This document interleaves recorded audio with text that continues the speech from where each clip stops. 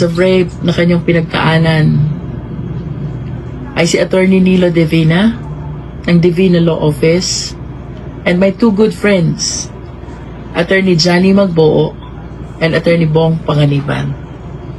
Pangatlo, kung ako man po'y may pagkakautang, ako po'y nakikisuyo, sana po ako'y mapadalhan ng pleading or entry of appearance o kahit na po anong papel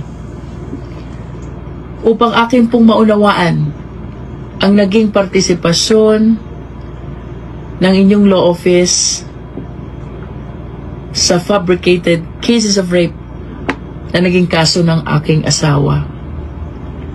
Pasensya na po, pero hindi ko po ito maunawaan, pero rest assured po na kung may makikita akong papel na nagpapatotoo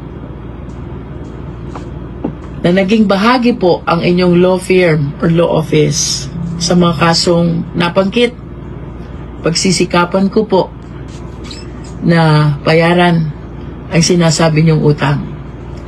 Hindi ko lang po maintindihan, siyam na milyon daw po yun. Kung wala namang entry of appearance, wala ding pleading, para pong ang hirap maintindihan kung saan nanggaling ang siyam na milyon na pagkakautang.